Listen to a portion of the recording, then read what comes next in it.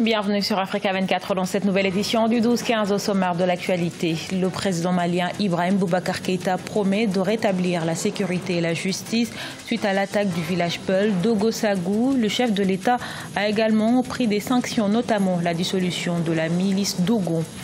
Le manque d'infrastructures, le nécessaire engagement du secteur privé, autant d'obstacles à dépasser pour que la zone de libre-échange continentale devienne une réalité. C'est ce qu'estiment les dirigeants africains lors de l'ouverture de l'Africa CEO Forum ce lundi à Kigali, au Rwanda.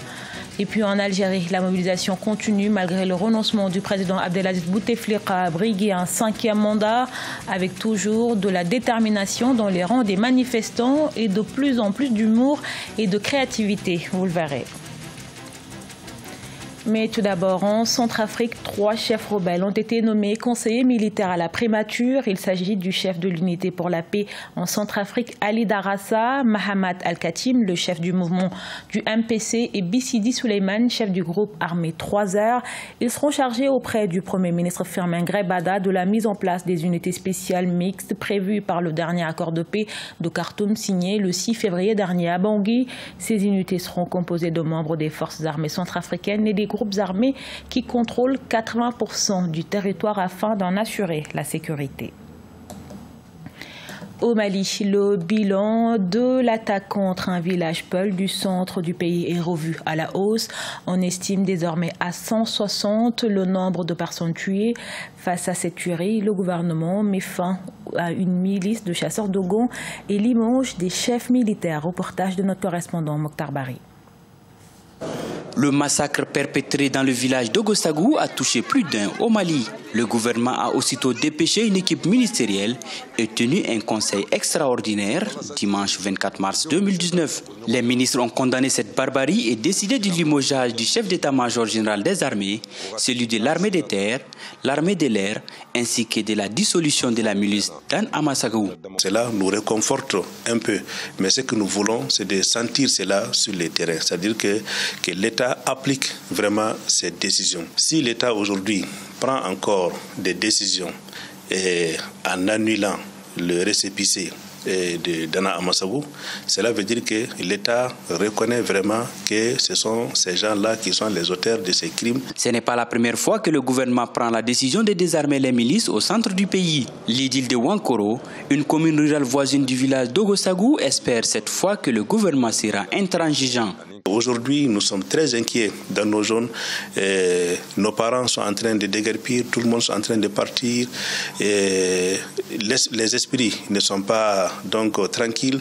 Tous les jours, c'est les tueries. Dans un récent discours, le chef de l'État avait réaffirmé sa fermeté face aux négligences de ceux qui doivent donner l'exemple. Le président Ibrahim Boubacar Keïta effectue un déplacement sur les lieux du drame. C'est lundi 25 mars 2019. Plus rien ne va au sein de la coalition C14 au Togo. Après 18 mois d'existence, la coalition est minée par les dissensions internes suite au boycott du conclave le 20 février par 5 partis membres. Ces 10 derniers jours, 10 partis ont suspendu leur participation ou quitté la C14.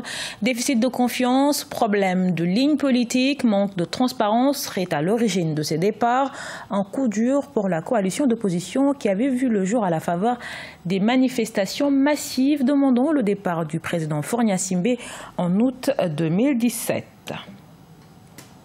La question de la souveraineté du Sahara occidental a fait l'objet de débats ce lundi à Marrakech. C'est à travers la conférence ministérielle africaine sur l'appui de l'Union africaine au processus politique des Nations unies sur le différend régional au sujet du Sahara marocain. Une quarantaine de ministres des Affaires étrangères du continent ont répondu présents à l'invitation du ministre marocain Nasser Bourita, le chef de la diplomatie marocaine, qui a réaffirmé la position du Royaume au sein de l'Union africaine. On l'écoute.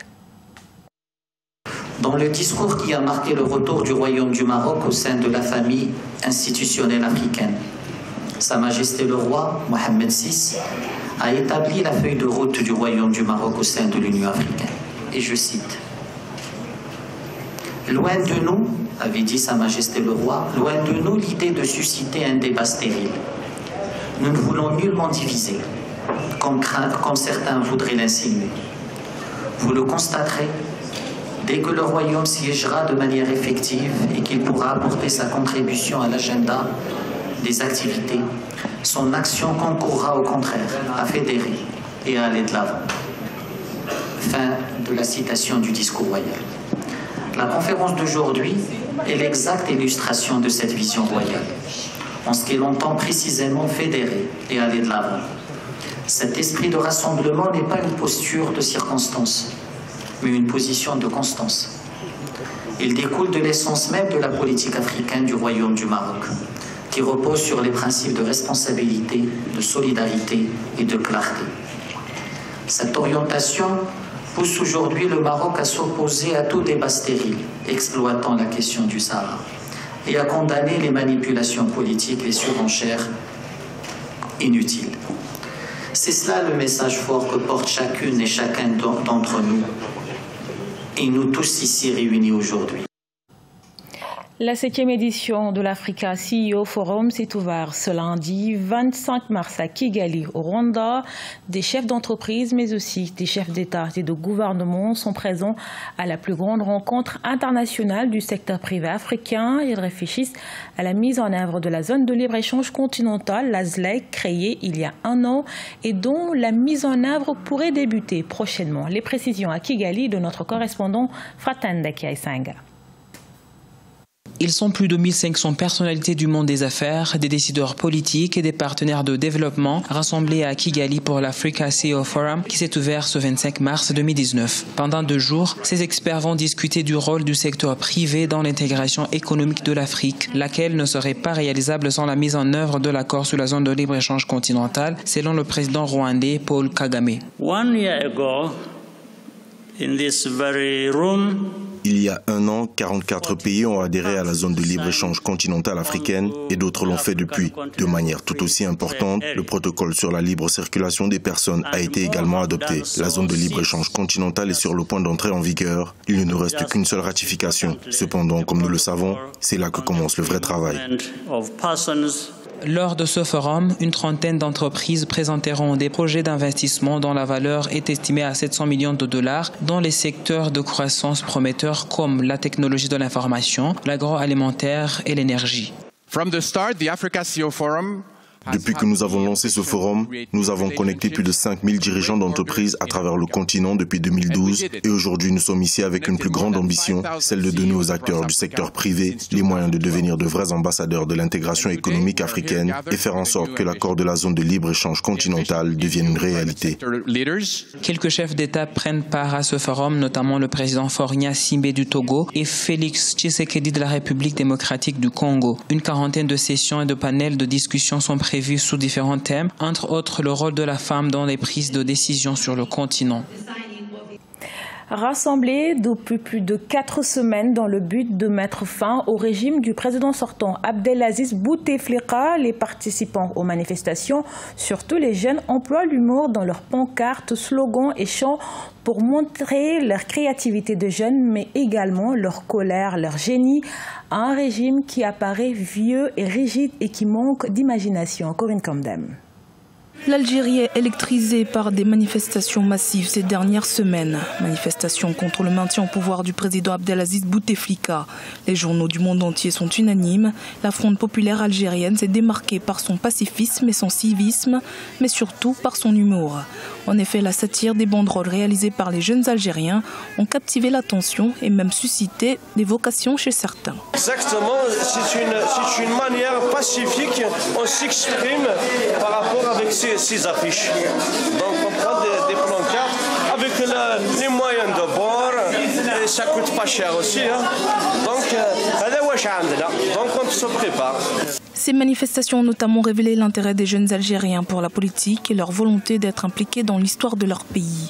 Au siège de Youth Action Rally, une association nationale de jeunesse fondée en 1992, un groupe de jeunes manifestants a pris l'habitude de s'y réunir pour préparer les banderoles à utiliser lors des manifestations. C'était le cas vendredi 22 mars. Nous préparons ces banderoles pour dire au régime, avec toutes les idées que nous avons, qu'il est temps qu'ils partent. Notre jeunesse en a marre de cette vie. Ils avaient l'habitude de dire que la jeunesse algérienne ne s'intéressait pas à la politique, mais depuis le 22 février, la jeunesse a prouvé que c'était faux. Chacun de nous s'exprime à sa manière, mais le plus important est que le régime tombe. Nous espérons être libres, c'est une vraie liberté. Les banderoles portant souvent des caricatures politiques, des slogans spirituels et des revendications civiles sont largement utilisées au cours des manifestations hebdomadaires. Chaque semaine, un nouvel ensemble de bannières est créé pour s'adapter aux événements changeants du pays. C'était le cas pour le report des élections ou encore la nomination du nouveau Premier ministre Noureddine Bedoui. Ce journal a été réalisé par l'ensemble de la rédaction. Merci pour votre fidélité. Retrouvez dans un instant une nouvelle édition de l'actualité sur Africa 24.